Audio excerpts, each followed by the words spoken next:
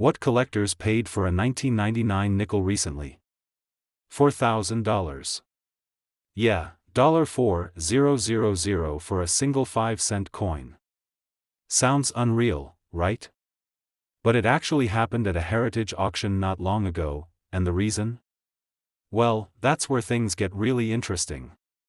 Now, the 1999 Jefferson nickel, on the surface, doesn't seem all that special.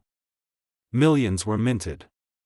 You'll find the P for Philadelphia or D for Denver right beside Monticello on the reverse. But, here's the twist.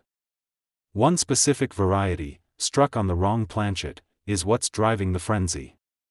At first glance, it looks normal. But look closer, the valuable ones were accidentally struck on a dime planchet. That's right, 10-cent blanks. So, the coin is smaller, thinner, and the design doesn't quite fit the rim. That's your first clue. Here's exactly what to look for. If you've got a 1999 nickel that seems just a bit off in size, weigh it.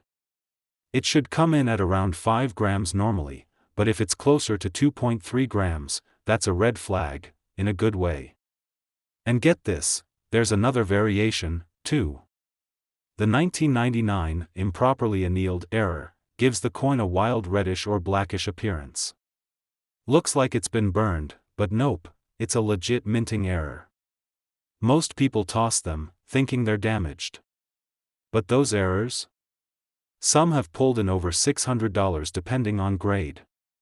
Now, let's talk condition. A worn 1999 nickel? You'll get face value. Maybe 5 cents, maybe a quarter from a generous dealer. But, in MS-65? We're talking $20 to $40. That dime planchet error we mentioned earlier? One sold in 2022 for $4,113 in NGC MS-64. That shocked even seasoned pros.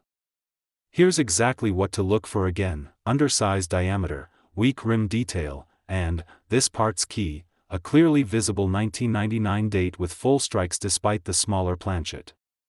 If that date's cut off or partially missing, it might still be good, but get it authenticated.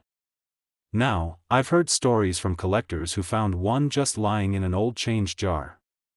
One guy picked his out at a garage sale for a nickel, had no idea until he weighed it and saw the size difference. That's how these things get overlooked. And in a market that's holding steady, especially for off-metal and mint-error coins, now's a good time to dig through that change jar.